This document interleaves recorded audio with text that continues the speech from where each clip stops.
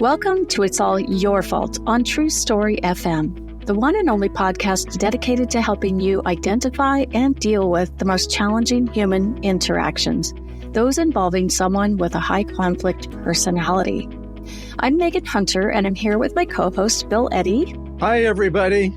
We are the co-founders of the High Conflict Institute in San Diego, California, where we focus on training, consulting, coaching, classes, and educational programs and methods, all to do with high conflict. Now, today is the fifth of our 5 Types of People Who Can Ruin Your Life series, and this one is specifically focused on domestic violence.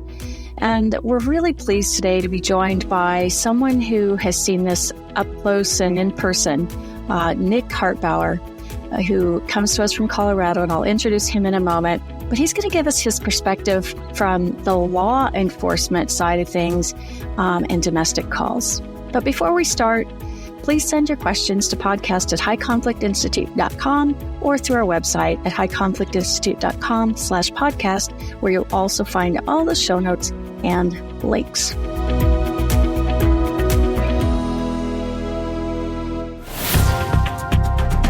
So today, this is really going to be a fascinating discussion, and one that I've been looking forward to for quite some time. In this 5 Types of People Who Can Ruin Your Life series, we started talking about antisocial high conflict people and borderline high conflict people. And then in the last episode, we talked about the involvement by some with those high conflict personality types. And mind you, I'd said some, not all, and domestic violence. So who is it that sees domestic violence up close and in person, in real time, and feels it, experiences the fear, I don't know, I haven't been there, but we do have someone who has, and it's law enforcement. So today I'm pleased to introduce Nick Hartbauer. Nick has been in law enforcement for 16 years and currently resides in Colorado Springs, Colorado, here in the U.S.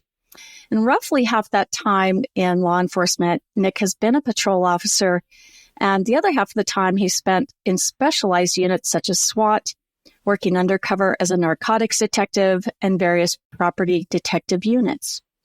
The last few years he spent as a patrol officer focusing on victims' crimes, especially concerning domestic violence crimes. So, welcome, Nick. I am really pleased to have you here. Yeah, thank you. Anything we should add to that introduction? Oh, there's probably lots of little tidbits you could put in there, but that sounds good. Awesome. Do you have any hobbies? Hunting, hiking, and whatever my kid does. Like right now is swimming and soccer. So. Oh, nice. Nice. Absolutely. Well, it's nice to have a little bit of a bright spot like that, thinking about kids or something happy we do, because this is a tough topic. This is a really challenging topic. And so if you don't mind, I think it would be interesting to hear about what a typical domestic violence call is like from the law enforcement perspective. Walk us through an example. Let's start with a low risk or low level. I guess those are my words. I don't know what you would call it. DV call. And then we'll follow it up with more of a high risk DV call. Yeah, I would say an example of like a low risk or low level is exactly the terminology we would use as well. Domestic violence for us in our area is going to be an intimate partner relationship, because some areas domestic violence is concerning all family. But for us, it's just intimate partners. So a low risk call would be like a protection order violation that's done over the phone or by the use of pictures over social media. And there is a no contact, violation from the protection order, and we would go to a alleged victim's residence or work or wherever they are and kind of take their statement and go from there. That usually would mean that the suspect isn't on scene, as far as a low risk goes. Okay. So you arrive, and what's your heart rate doing when you arrive? Oh, it's pretty even keel, especially if you know going into it. A lot of times we'll call ahead to let the people know we're coming, because it could be, if it's low risk, it could be a couple hours later that we're responding to the call. So we're going to make sure they're in the same location that they called us from. and they would usually give us an indication if anything, any threats or anything were going to be there, if the suspect was going to be on scene. So it's pretty low level heart rate. Okay. And then let's switch to that high risk. What's that look like? High risk is when you have someone calling in 911 frantic, that their partner has, a weapon, a gun or a knife, and they're threatening them, or they're suicidal, but they have a weapon in the house. There's kids in the house, and we're going there to try to, separate threat from, the perceived victims that are there. So we're going in there with a much higher heart rate, and we're trying to assess the scene when we get there and kind of, de-escalate whatever violent activity is going on. Do you always go in pairs? Do you always have a partner on domestic calls? Yes, that is typically protocols that we will go. Two people will be sent, because you never know. Even if they're saying that the suspect's not there, they might show up by the time we get there. That makes sense. Yeah. Yeah. So you're there, and I'm sure over time or beforehand, you get some pretty decent training on what to do in domestic calls. Yes. And really, you get training through the academy, but in reality, the real training is doing it for the first time when you're a rookie and you come out with your trainer and you go to your first domestic violence call is really where your training starts.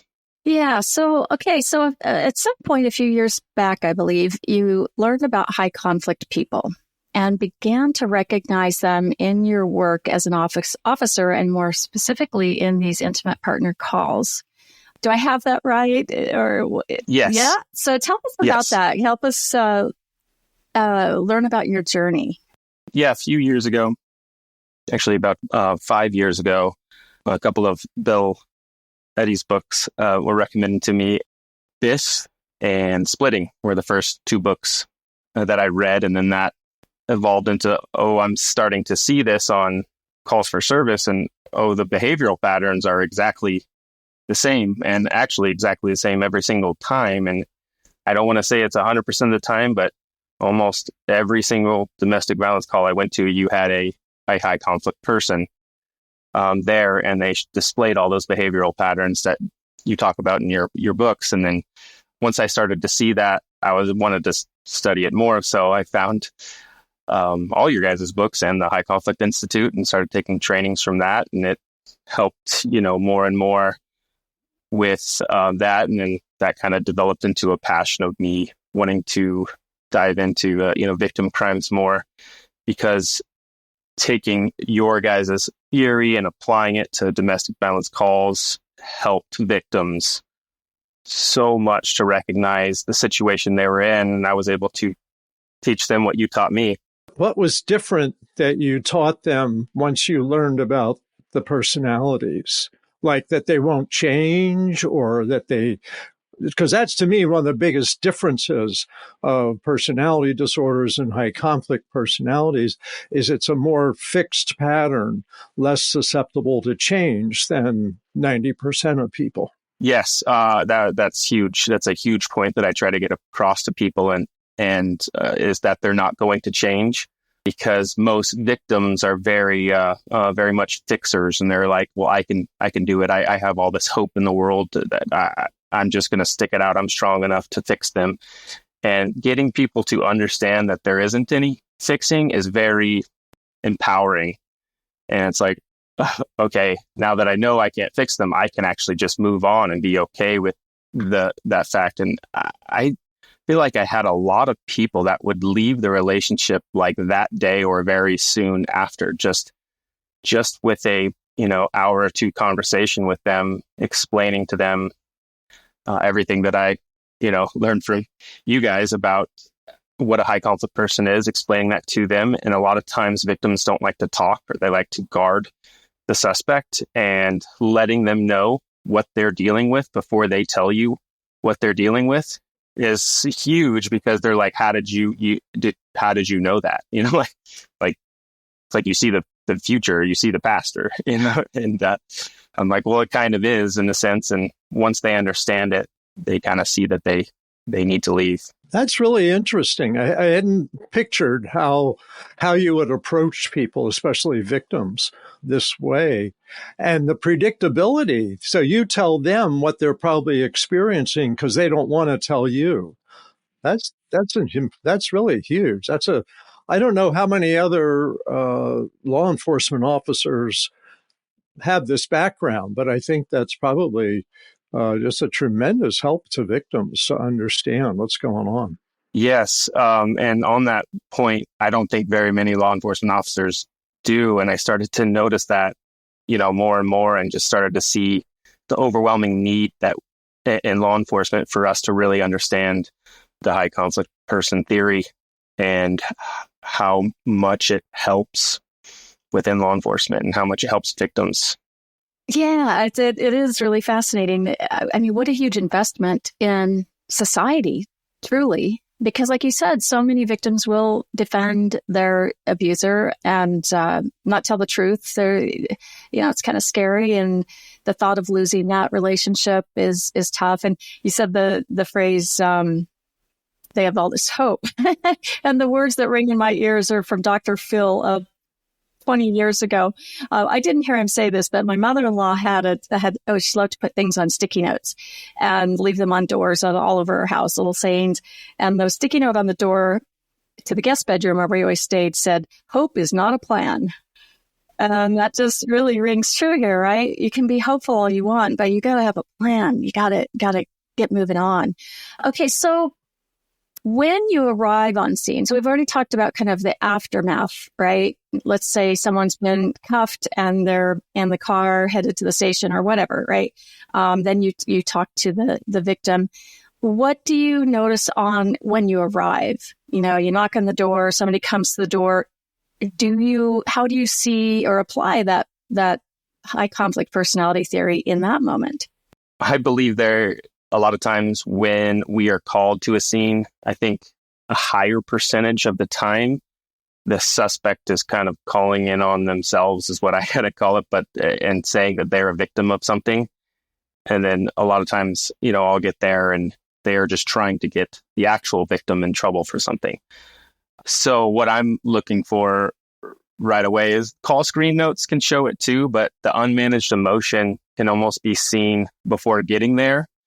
Just by the quotes of whatever the caller's saying.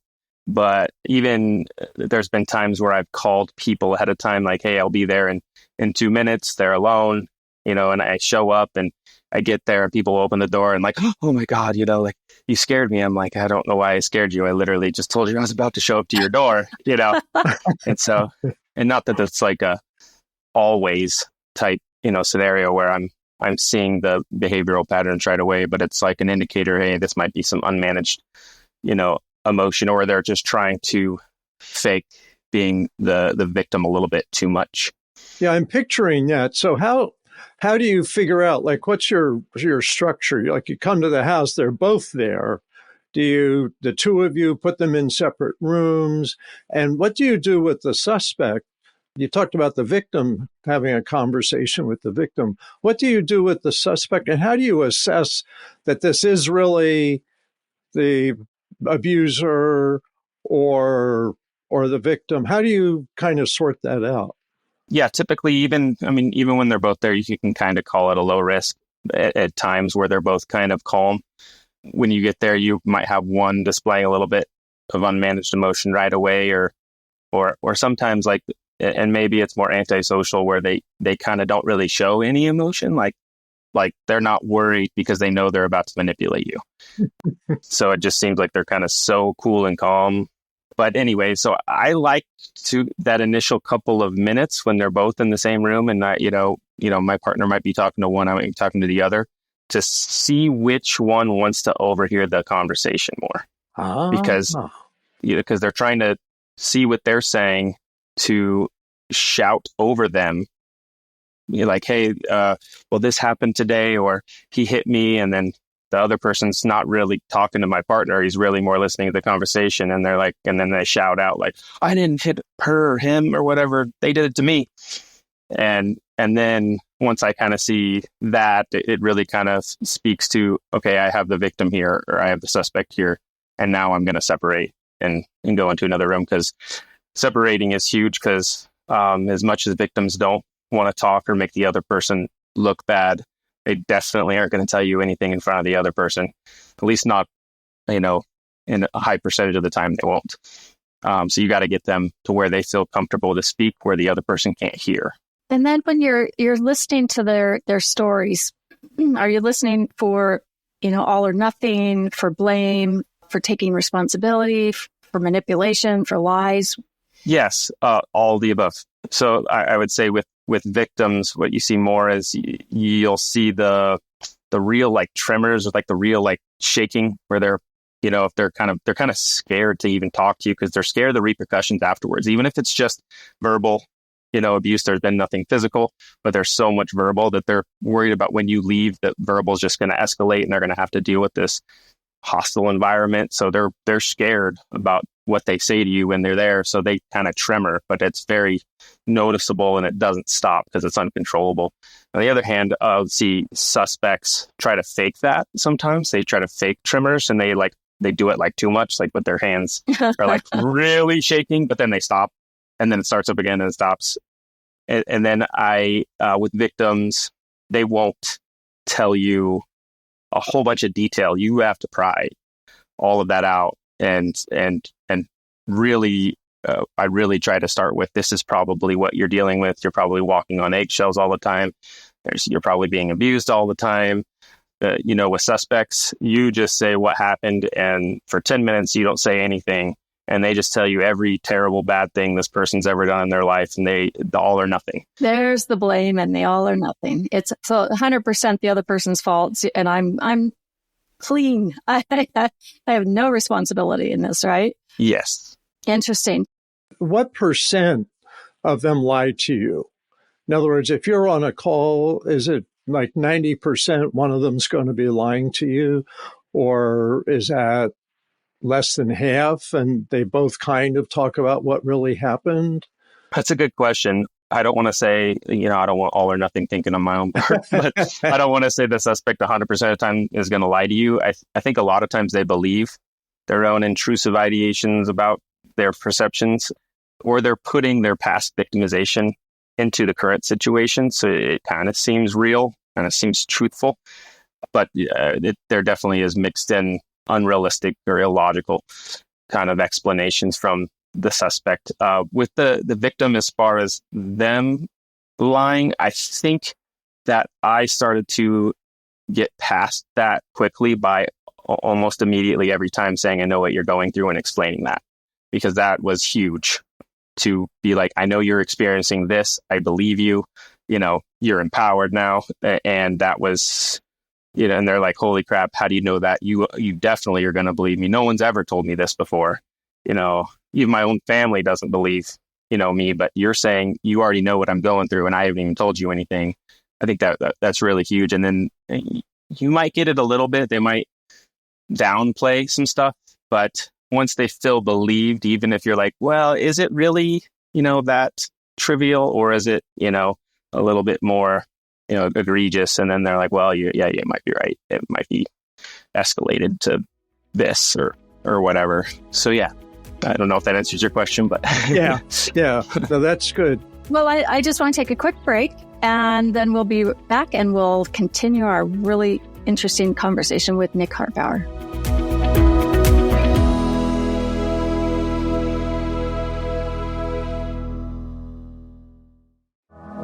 Hey, if you're a workplace coach or work in HR, or anyone working with challenging conflict situations at work, we've created a coaching method that any coach can learn. The goal of New Ways for Work coaching is to help employees, or whoever is taking it, to learn personal relationship skills for productive relationships. Essentially, it gives employees a chance to learn new skills and to change before big decisions are made about their employment. Sometimes they're just lacking skills, and New Ways will teach them. If you'd like to know more about it, we offer our New Ways for Work coaching training 2 to 3 times a year. And these trainings are a combination of on-demand, which you can watch 24/7, and Zoom training with Sherilyn Knapp and Bill Eddy on the on-demand portions. You'll find the link for this in the show notes below. Sign up at highconflictinstitute.com/upcoming-courses or email us at info@highconflictinstitute.com. All right, and we are back to continue talking about domestic violence, intimate partner violence. Bill, do you have another question? Yeah. So the lying person who's faking tremors, who says, "Oh, she did it to me," that kind of thing, seems kind of like the antisocial personality, whether they have that personality or just traits of that, but it's kind of that theme. I wonder if you see the other theme that we hear about a lot, and that's the person that's crying and said, I'm sorry, I shouldn't have done it. I know I hit her. I didn't mean to." Do you get that where the person like admits it and is sorry and sad, or is that pretty rare?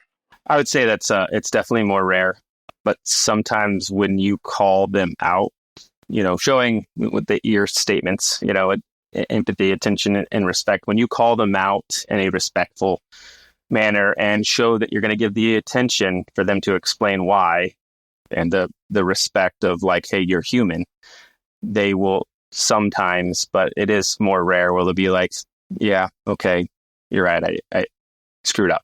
So more often it's the denial and it's all the other person's fault. Yeah, and they will generally hold true to, not being the one that did anything all the way through the whole process. Mm-hmm. Do you have to arrest somebody? I know for a period of time that officers had to pick who they were going to arrest, but they had to leave with someone arrested. Is that still true, or have you had to do that? If there is probable cause, so if there is a law broken, yes, we have to, but there's a misconception. Like if we show up for arresting somebody, that's not always the case. But generally, if we show up, we are in a situation where there's a high conflict person and a victim, whether or not there's PC or not. So even if there isn't PC on that day, PC being probable cause. Yes, sorry. Probable cause, law's been broken, so I now have to arrest somebody. If I don't see any of that, there likely has been at some point.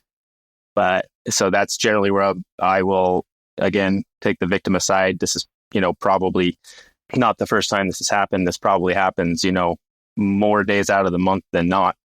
And, they'll usually agree. And a lot of times I'll ask to see their cell phone. That's actually a pretty huge thing I do in investigations, because almost all the time victims will give me their password and let me look whatever I want in their phone. They're like, there's all of it. And a lot of times I will get PC or probable cause in the text message communication. What's that look like, Nick? What's PC in one of those? Calling people names is the biggest one, over and over consistently. Just constant, just barrages. Like you, C word, or you. Everything. Yeah. All the ones that are going to get the other person to be so defensive that they cause conflict back. So I'm looking for victim statements. I see, because there's victims that are emotionally immature, so their defensive statements back can almost seem high conflict, but you can see the defensiveness to it, because you can see where it was started and that they were drawn into the conflict. And usually when that happens, there's paragraph after paragraph of conversation, because that high conflict person is now like, yes, I got you. And they're just going at the conflict over and over. And that's generally where you see some like the harassing type messages. So is name calling illegal?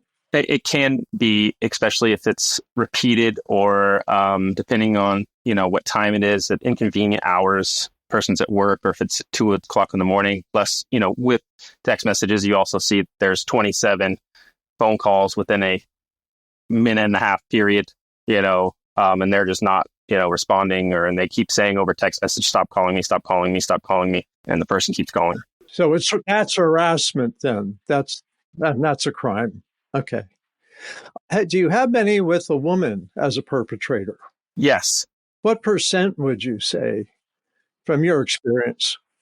Yeah, that's a good question. And that's something that I started to question because I looked into a National Institute of Justice study.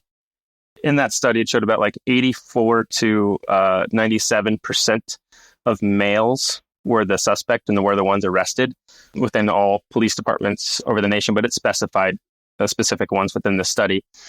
And I was seeing that although I believe that males are more often the suspect, I think it's probably closer to a 60% male to 40% female suspect. And I think that kind of correlates from, hearing your guys' numbers and your guys' books and trainings and stuff like that. And just roughly the hypothesis being like, I think it's probably somewhat close to that, which would mean, which I started to see that there's probably 20 to 25% of people that are arrested in domestic violence every day in every law enforcement agency all over the nation that are probably being falsely arrested. What percent? 20? I would think it's somewhere around 20 or 25% based off of that study. And kind of, I think the arrest should correlate more to what percentage of people are high conflict persons or not. I think there's a direct correlation there. And obviously haven't, professionally studied that. But as I've gone through investigations, that's kind of what I've seen, even though I haven't taken my own arrest stats and kind of compared them. But I would think that is what it probably should be. Well, it's interesting. I just want to say that the big study on the prevalence of personality disorders that was done like 2002 to 2008 came out that borderline personalities about 47% male, 53% female. So almost equal. And we see that borderline pattern in a lot of male domestic violence perpetrators. But antisocial was about 26% female and 74% male. So the prevalence of female borderlines and antisocials is much higher than I think most people think. It's still a minority. And I don't want to say that it's 50-50 and everything's equal. But I think that you're right, that it kind of flies under the radar. And there may be, and I've had cases as a lawyer like this with male clients where they were accused of being the perpetrator when in fact the female was in fact the one who had been violent and with a history of that. So it's interesting. I think people should know that, but also not say, well, men are just as abused as women, because that's not true. It's still more of a male thing. Yes, I think so. What about children? So if there's children in the household, how do you deal with that? What do the children generally seem like? And how do you deal with that if you have to send away one of the parents? Depending on the age of the children, I may or may not talk with them.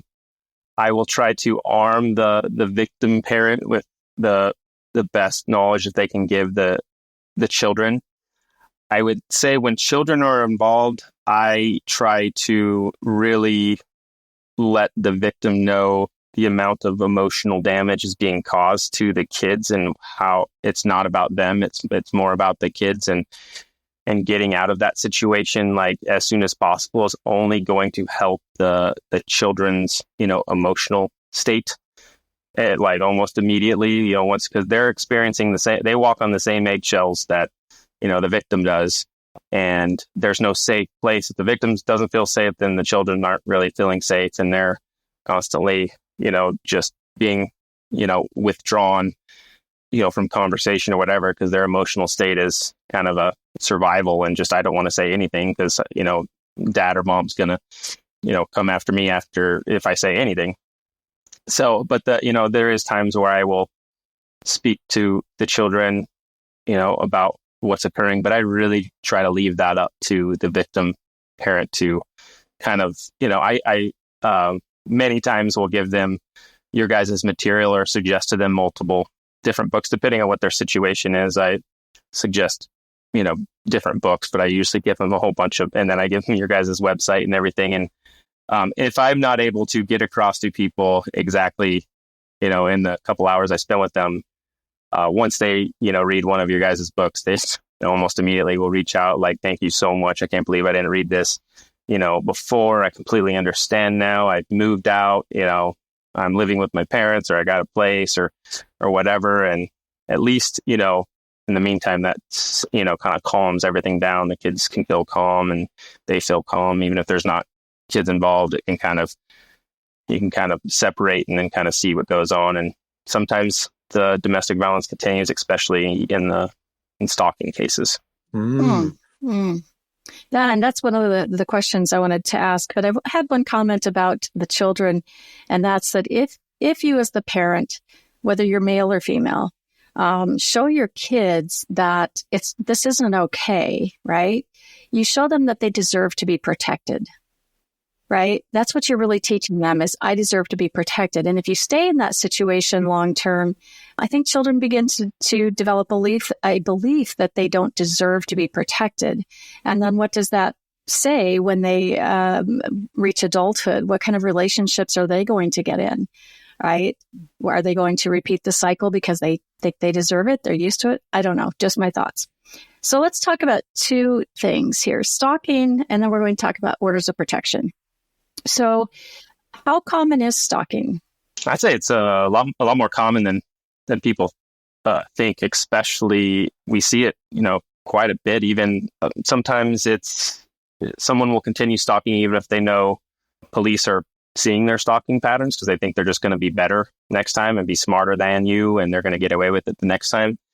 But sometimes when people are kind of stalking, they're trying to continue that manipulation process of talking the victim in one last time, to coming back to repeating the cycle. And if law enforcement intervenes once or twice, they kind of get the hint and go away. And that might be the person who fears abandonment.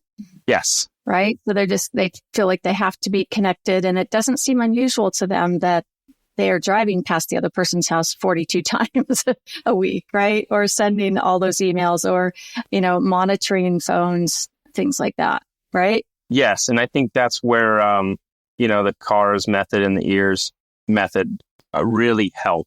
If you're able to try to have some of that compassion for the suspects, knowing that they probably had some type of childhood trauma that caused this, especially that's why I studied your guys' stuff even more to once I understood those methods more and developing more of that, passion, empathy for the suspects. So you're really able to apply the ear statements very effectively, probably. Very effectively. And they kind of, if you kind of like, hey, you can't do this because I understand that you missed this person or whatever, but it's just not working, or however you explain that, and you kind of explain it with empathy instead of aggression. And a lot of times, but not always, they will, they seem to kind of get it a little bit more, and they, in some cases, will thank you.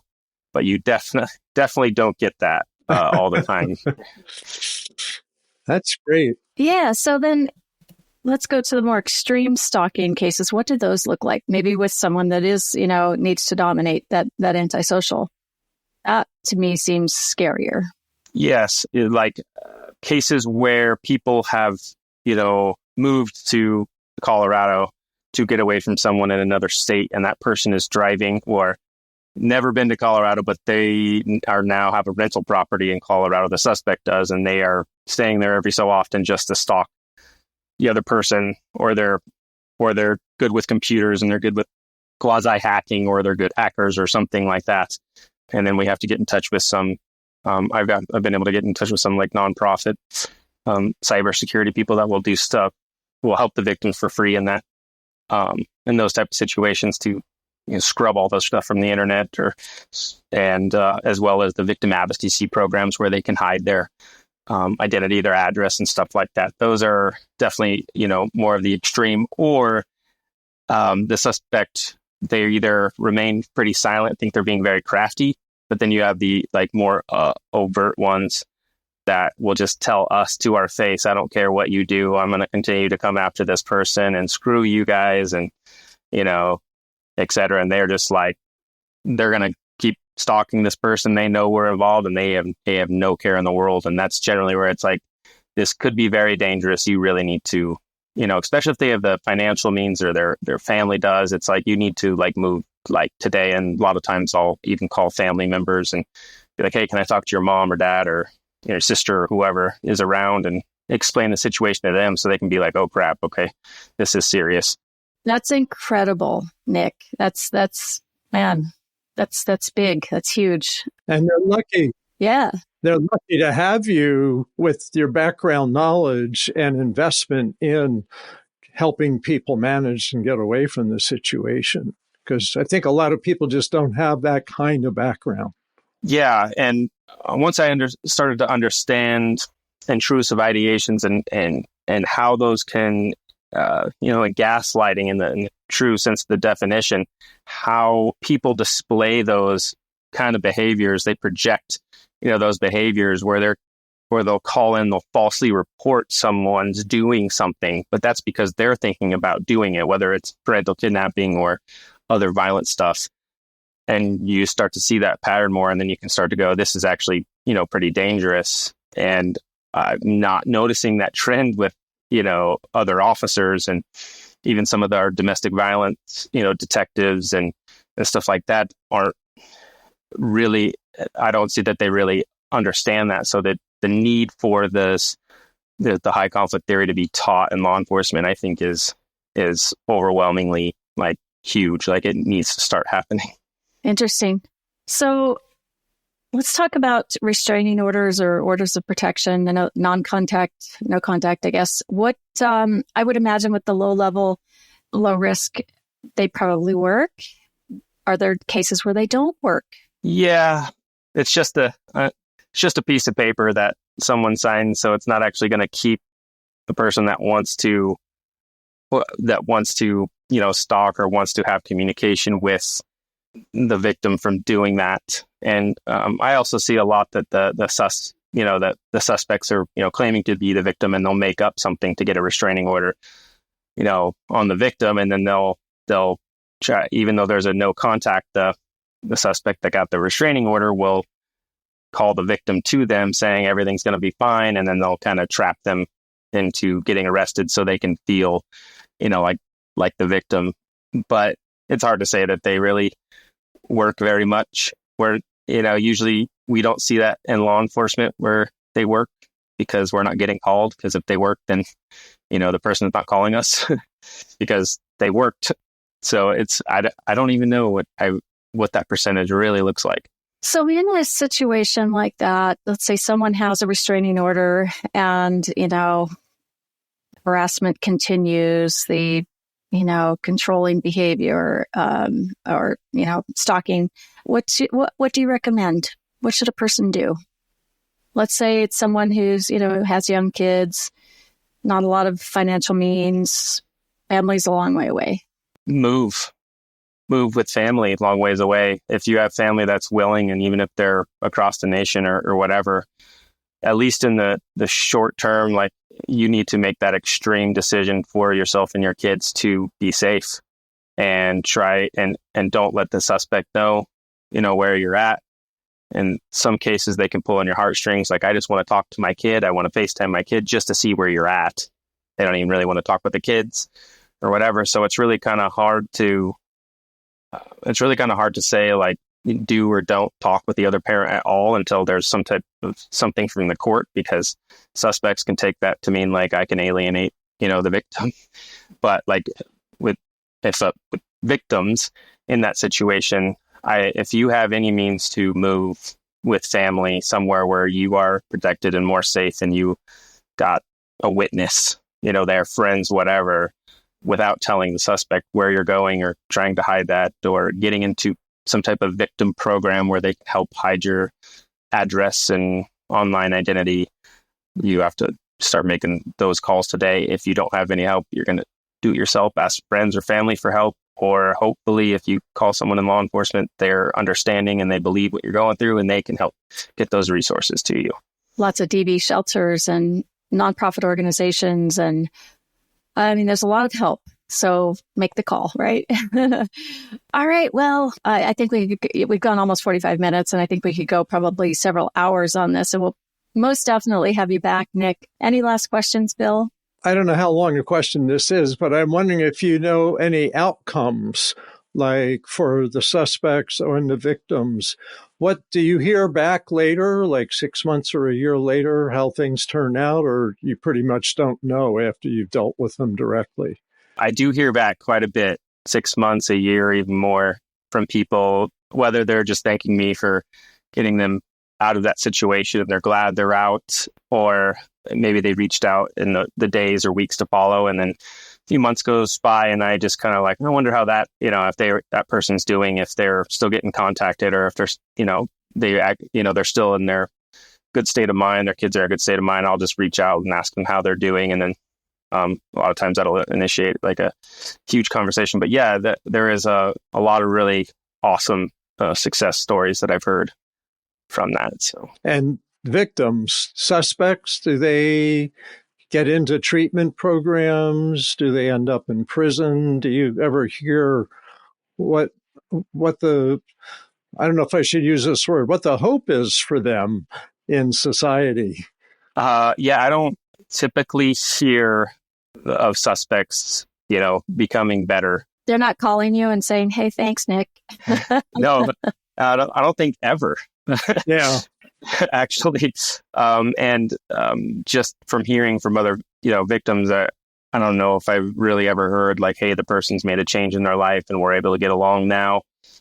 Yeah, I think it's very rare for, I know there's been a couple cases where there's been court-ordered psychiatric, help for suspects and stuff like that. But a lot of times they don't go, or they just stop contact completely with their kids, or they're like, screw it, I don't want to go to that. I'll just not even talk to my kids, and they just kind of go away.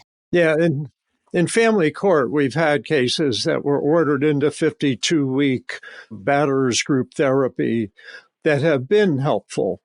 But like you said, it's not a lot. So just people know listening, there are resources, but getting people who are abusers to use them is a big project and often takes a court order.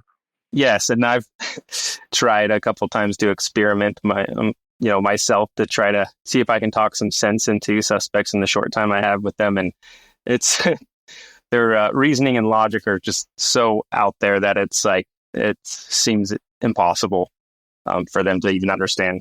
That's what Bill would call a forget about it. Yeah. You were going to go there, huh, Bill?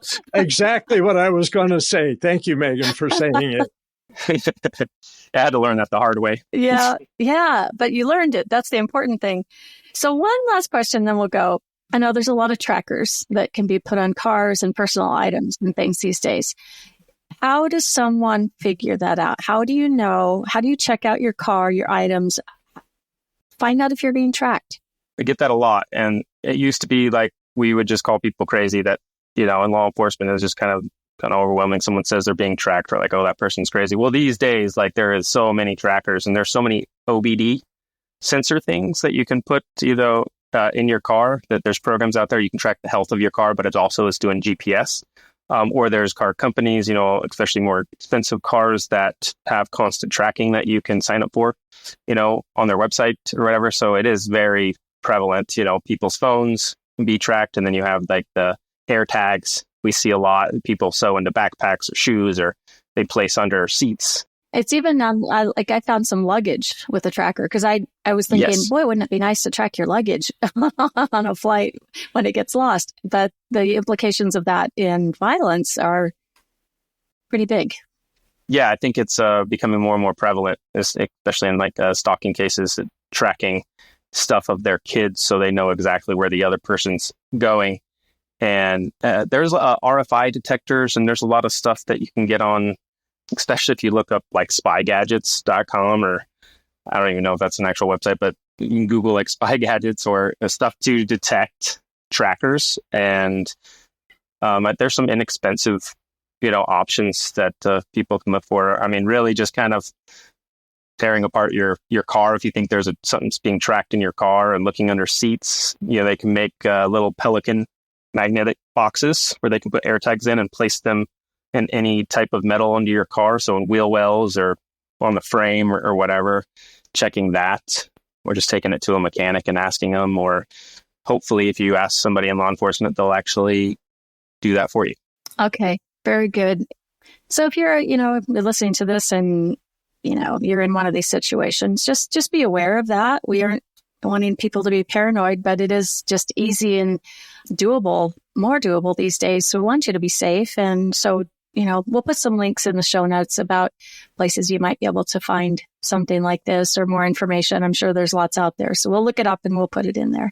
Nick, thank you. Thank you. From the bottom of our hearts for being here today. You've been there, done that, and we're grateful. There are people who are being helped listening to this, and it will live on in perpetuity. So thank you. Thank you for the service in law enforcement, first of all, and thank you for being here today. Well, you're welcome, and thank you for having me. Oh, you bet. Thanks so much. Yeah, this is really great. I think this will help a lot of people. Absolutely.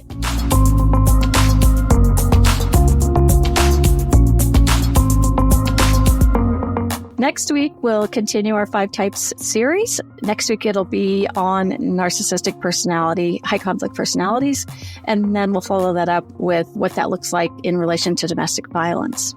In the meantime, send your questions to podcast@highconflictinstitute.com or submit them to highconflictinstitute.com/podcast.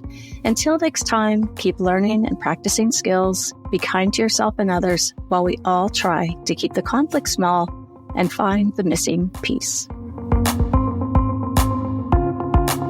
It's All Your Fault is a production of True Story FM. Engineering by Andy Nelson. Music by Wolf Samuels, John Coggins, and Ziv Moran.